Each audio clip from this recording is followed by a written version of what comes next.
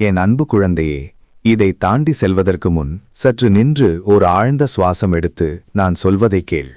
உன்னுடைய மனம் எப்போதும் ஓடிக்கொண்டிருக்கிறது. காலக்கெடு சொல்லப்படாத கவலைகள், நேரம் தீர்ந்து விடுமோ என்ற இடைவிடாத பயம் ஆகிய உலகின் இரைச்சலால் அது நிரம்பியுள்ளது. நீ வலிந்து புன்னகையின் பின்னால் மறைக்கும் களைப்பையும் உன் தோள்களில் இருக்கும் கண்ணுக்கு தெரியாத பாரத்தையும் நான் பார்க்கிறேன். இந்த கணம் ஒரு தற்செயல் நிகழ்வோ அல்லது ஒரு இடையூறோ அல்ல. இது தெய்வீகமாக திட்டமிடப்பட்ட ஒரு இடைநிறுத்தம். அனைத்து அமைதிக்கும் ஆதாரமாக இருப்பவனிடமிருந்து வரும் மென்மையான, உறுதியான அழைப்பு. உன்னை விழித்திருக்க வைக்கும் கேள்விகள் எனக்கு தெரியும். நான் போதுமான பலத்துடன் இருக்கிறேனா? வெற்றி எப்பொழுது வரும்? என் முயற்சியை யாராவது பார்க்கிறார்களா? இந்த கேள்விகளுக்கு உன் சோர்வான மனதால் பதிலளிக்க முயற்சிக்காதே. அடுத்த சில நிமிடங்களுக்கு உன் போராட்டத்தை நிறுத்து. உன் இதயத்திற்கு ஒரு அவசர செய்தி என்னிடம் உள்ளது. அது குழப்பத்தை அமைதிப்படுத்தி உன் ஆழ்ந்த மௌனத்திலும் கூட நான் செய்யும் அந்த தெய்வீக பணியை உனக்கு நினைவூட்டும். இந்த தூண்டுதலை நீ புறக்கணித்தால் உனக்காகவே நான் வைத்திருக்கும் முக்கிய திருப்புமுனையை நீ தவறவிடுவாய். உன் போராட்டம் வாசலுக்கு வெளியேதான் இருக்கிறது என்றும் சவால்கள் அனைத்தும் பொருள் சார்ந்தவைதான் என்றும் நீ நினைக்கிறாய். அதாவது ஒரு கடன், முறிந்த உறவு அல்லது தொழில் ரீதியான பின்னடைவு என்று நினைக்கிறாய். ஆனால் ஆழமான உண்மை என்னவென்றால், ஒரு ஆன்மீக போர் உன் எல்லைகளுக்குள் அமைதியாக போராடப்பட்டு வருகிறது. நீ உன் அமைதியான சிவசிந்தனை நேரங்களை முடிவில்லாத டிஜிட்டல் சத்தங்களுக்காகவும், அர்த்தமுள்ள உரையாடலை நிமிட நேர வாதங்களுக்காகவும், நீடித்த நம்பிக்கையை உடனடி ஆறுதலுக்காகவும் மாற்றியதை நான் பார்த்தேன். எதிர்மறை எண்ணங்கள் பெரிய மோதல்களை அல்ல, மாறாக சிறிய சமரசங்களை நாடுகின்றன. உன் இதயத்தில் மன்னிப்பின்மை என்னும் வேர், நீ பாதுகாப்பாக இல்லை என்று கிசுகிசுக்கும் ஒரு நுட்பமான கவலை, உன் வாழ்வில் ஒரு காலத்தில் வைத்திருந்த மகிழ்ச்சியை மறைக்கும் குழப்பம் ஆகியவையாகும். இந்த சிறிய தேர்வுகள் வடுக்களை விட்டுச் செல்கிறது. அது உன் வாழ்வில் அமைதியற்ற நிலையை வரவேற்கிறது. உன் சோர்வு வெறும் உடல் சோர்வு அல்ல, அது என் திருவருளால் மட்டுமே கொண்டு வரப்படக்கூடிய ஒரு ஆன்மா தன் மறுசீரமைப்பிற்காக அழைக்கிறது. இவற்றை வெறும் மன அழுத்தம் என்று நீ சாக்கு சொல்லாதே. அவை தூய்மையாக்கப்பட காத்திருக்கும் ஒரு ஆத்துமாவின் அறிகுறிகளாகும். இன்று நான் ஒரு எல்லையை நிர்ணயிக்கிறேன். உன் குடும்பத்தின் மீதோ, உன் மனதின் மீதோ அல்லது உன் விதியின் மீதோ இருள் ஆதிக்கம் செலுத்த நான் அனுமதிக்க மாட்டேன். உன் கடந்த கால தவறுகளுக்காக நான் உன்னை கண்டிக்க வருகிறேன் என்று நினைக்காதே. அவற்றிலிருந்து உன்னை விடுவிக்க நான் வருகிறேன். என் பேரொளி இப்போதே உன் வாழ்வின் அறைகள் வழியாக சென்று வேதனையான வார்த்தைகளை உறிஞ்சிய சுவர்களை தொட்டு யாரும் காணாமல் கண்ணீர் விழுந்த இடங்களிலும் கூட நிற்கிறது. சண்டைகளும் குற்றச்சாட்டுகளும் ஒழிந்த இடத்தில் நான் ஒரு கட்டளையை இடுகிறேன். அமைதியாக இரு. இந்த தலையீடு உன் தகுதி அல்லது உன் சிறந்த செயல்களை பொறுத்ததல்ல. இது தூய்மையான, அவசரமான கருணையின் செயல். உன் பார்வைக்கு அப்பால் கூடி வரும் புயலை நான் அறிவேன். நான் உன்னை மிகவும் நேசிப்பதால், மௌனமாக இருக்க முடியாததால்தான் உன் இரவை நான் குறுக்கிடுகிறேன். புறக்கணிப்பு அல்லது மன்னிப்பின்மையால் இறந்த நிலத்தை மீண்டும் உரிமை கோர நான் இங்கே வந்திருக்கிறேன். உன் இதயத்தின் கதவை திறந்து மையத்திற்குள் என்னை மீண்டும் அழைக்கவும். நீ கெஞ்சுகின்ற அமைதி உன் சூழ்நிலைகள் அனைத்தும் இறுதியாக அமைதியடையும்போது வராது.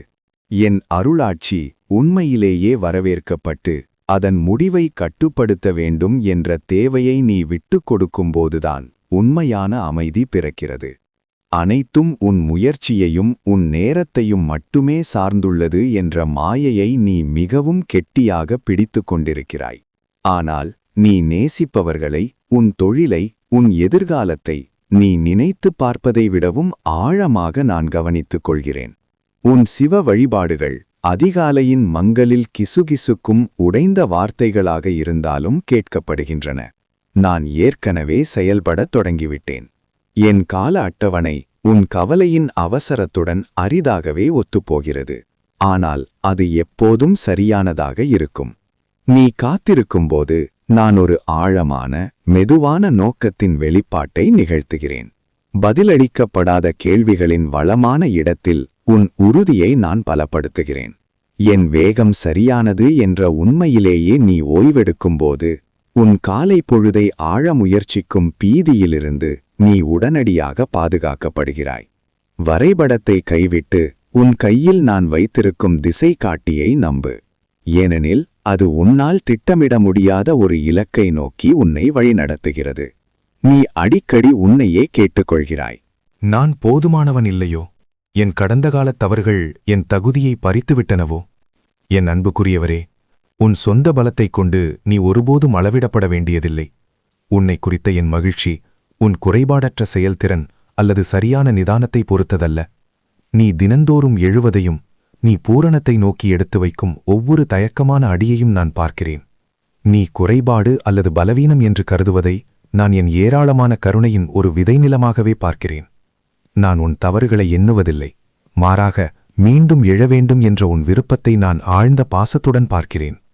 உன் மீது அவமானம் வைக்க முயற்சிக்கும் பழைய கதைகள் மற்றும் பட்டங்களை நீ விலக்கிவிடு. இந்த உண்மையை ஏற்றுக்கொள். நீ தேர்ந்தெடுக்கப்பட்டவன், விலைமதிப்பற்றவன் மற்றும் மாற்ற முடியாதவன் ஆவாய். இந்த அடையாளம் உலகின் மாறும் அங்கீகாரத்தில் அல்ல, என் அன்பில் நிலைத்திருக்கிறது. முழுமையாக்க வேண்டும் என்ற தேவையை கைவிட்டு அதற்கு பதிலாக என் ஞானத்தின் நிறைவை பெற்றுக்கொள். அது இந்த நொடிக்கும் வரவிருக்கும் ஒவ்வொரு நொடிக்கும் போதுமானது. உன் பரபரப்பான சூழலிலும் கூட இன்று நீ இடைநிறுத்தத்திற்கான அழைப்புகளை காண்பாய். அவற்றை நீ தேடிப்பார். சந்திப்புகளுக்கிடையில் ஒரு கணம், ஒரு ஆழ்ந்த மனப்பூர்வமான சுவாசத்தில் அமைதி, அதிகாலை பயணத்தின் நிசப்தம். என் அருள் சக்தி அங்கே உன்னை நிலைநிறுத்தட்டும். உலகம் விரைவான அசைவுகளுக்கும் வெளிப்படையான முடிவுகளுக்கும் வெகுமதி அளிக்கிறது. ஆனால் நின்று கேட்டு என்னுடன் சேர்ந்து மட்டுமே முன்னேறும் அமைதியான பற்றற்ற நிலையை நான் மதிக்கிறேன். உன் வாழ்வில் மெதுவாக நிகழும் மாற்றத்தால் நீ சோர்வடைய வேண்டாம். கண்ணுக்கு தெரியாத இடங்களில் யாருக்கும் தெரியாமல் துடைக்கப்பட்ட கண்ணீர்களிலும் அமைதியான நம்பிக்கைகளிலும் நான் உனக்குள் தீவிரமாக செயல்படுகிறேன். நீ ஒரு மகத்தான ஒன்றின் அங்கம். உன் பங்கு அத்தியாவசியமானது. இப்போது இந்த தெளிவான வாக்குறுதியை பெற்றுக்கொள். உனக்கு ஒரு தெளிவான அடையாளம் கொடுக்கப்படும். ஒரு நீண்ட கால கவலைக்கு உடனடி மறுக்க முடியாத நிவாரணத்தை கொண்டு வரும் வார்த்தை அல்லது உண்மையை யாராவது பேசுவார்கள். அதற்காக காத்திரு. என் வேலை இன்னும் நிறைவடைந்து விடவில்லை. அது உனக்காக வேகம் எடுத்து செல்கிறது என்பதற்கான ஒரு தெளிவான செய்கையாக அது இருக்கும்.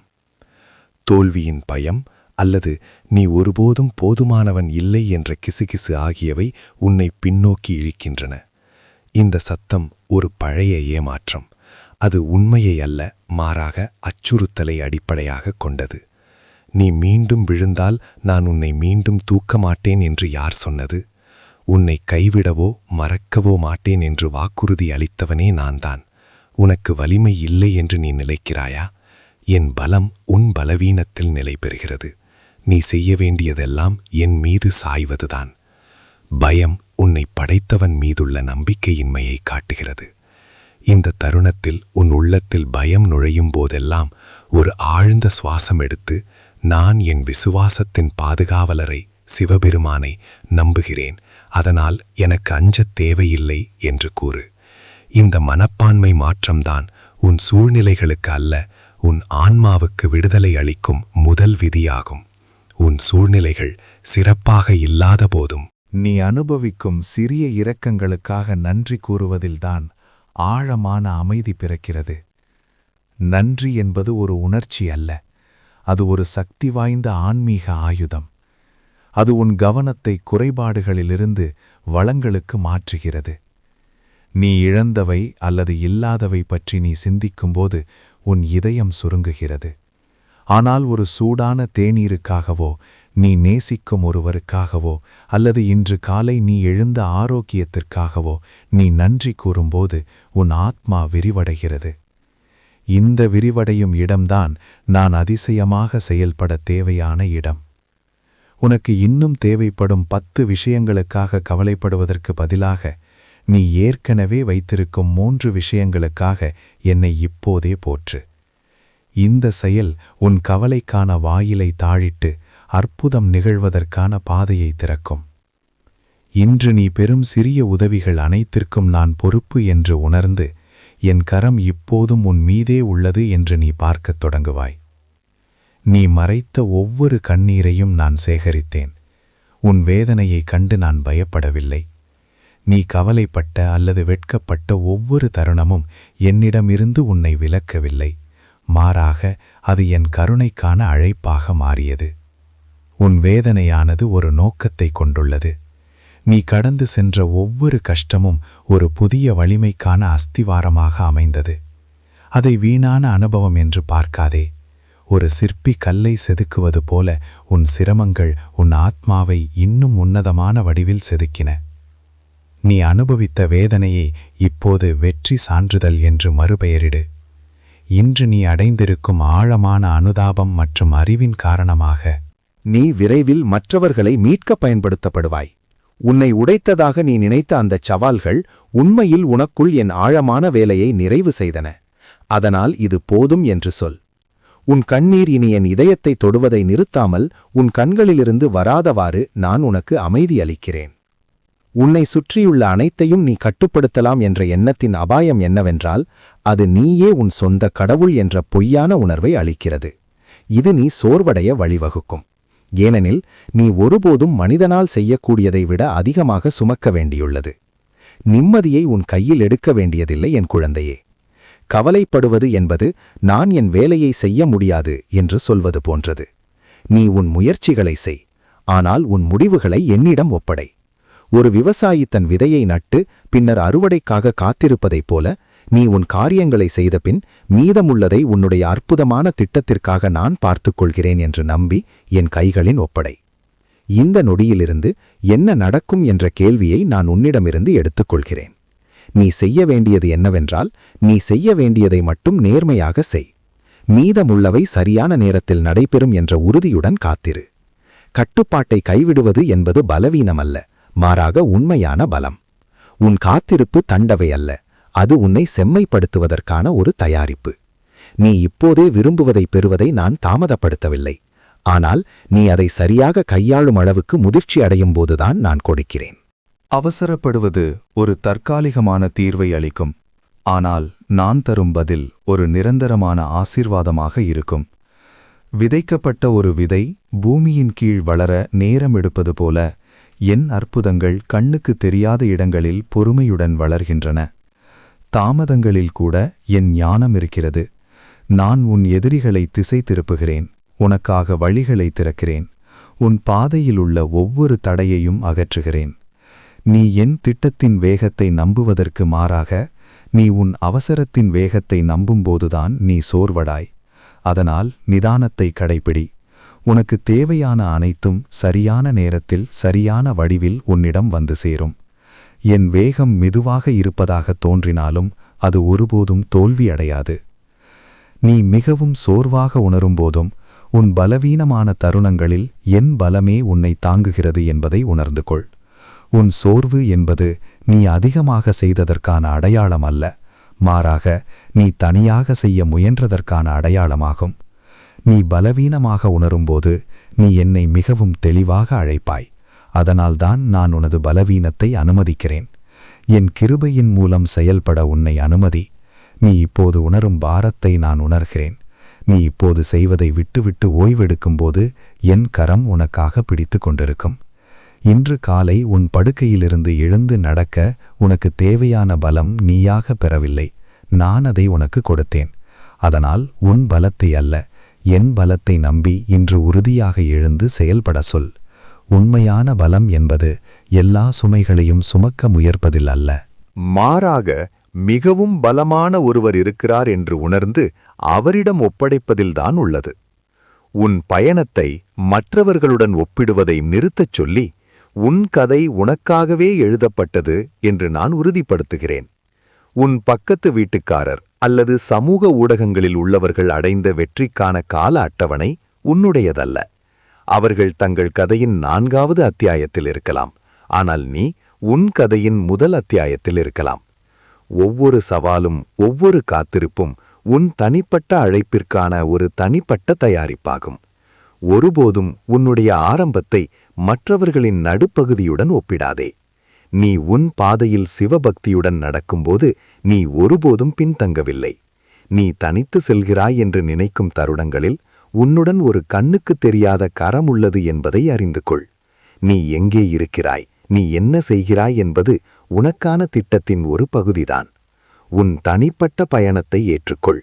உன் அண்டை வீட்டாரின் ஆசிர்வாதங்களைக் கண்டு பொறாமைப்படாமல் உனக்காக நான் பிரத்யேகமாக வைத்திருக்கும் ஆசிர்வாதங்களுக்கு நீ நன்றி கூறுவாய்.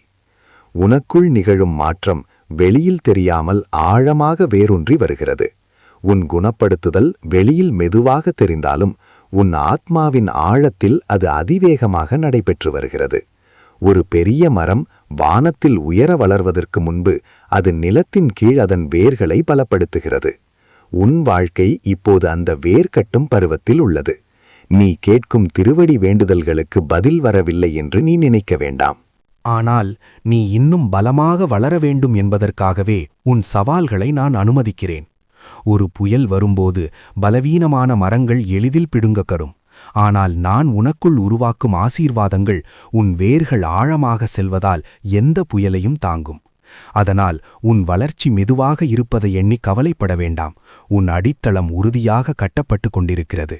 ஒரு நாள் உன் வாழ்க்கை மற்றவர்களுக்கு நம்பிக்கை கொடுக்கும் ஒரு நிழலான மரமாக உயர்ந்து நிற்கும்.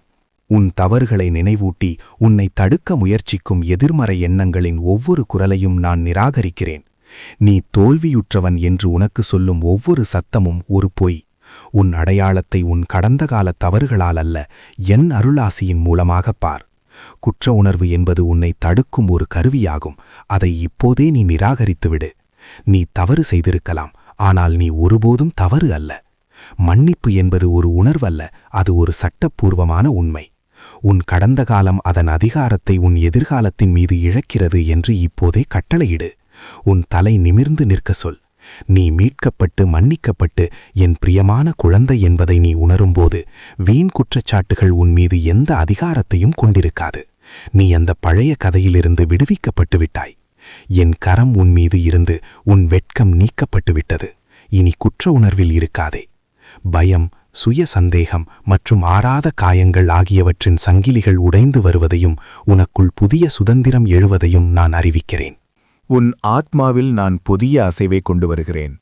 ஒரு தேங்கி நிற்கும் தண்ணீரை அசைக்கும்போது அது தெளிவடைவது போல நான் இப்போது உன் சூழ்நிலைகளை அசைக்கிறேன். இந்த அசைவு சவாலாகத் தோன்றலாம், ஆனால் இது உன்னை விடுதலைக்கான பாதையில் நகர்த்துவதாகும். பழைய வழிகள் உடைந்து போகும். இதனால் நீ ஒருபோதும் நடக்கத் துணியாத பாதைகளில் நடப்பாய். இது பயப்படுவதற்கான நேரம் அல்ல, இது உன் நம்பிக்கையை புதிய நிலைக்கு உயர்த்தும் நேரம். எங்கே நீ முன்பு சாத்தியமில்லை என்று பார்த்தாயோ அங்கே நான் ஒரு வழியை திறக்கப் போகிறேன். நம்பிக்கையற்ற ஒரு சூழ்நிலையில் ஒரு புதிய கதவு திறக்கப்படும். நீ இந்த ஆசீர்வாதங்களை பெற தயாராக இருப்பதால் என் அருளின் வேகத்தை தாங்கக்கூடிய பாத்திரமாக நான் உன்னை உருவாக்குகிறேன். இந்த மாற்றத்தை தைரியமாக ஏற்றுக்கொள். உன் வாழ்வில் நீ ஒரு பெரிய அற்புதத்திற்காக காத்திருக்கிறாய்.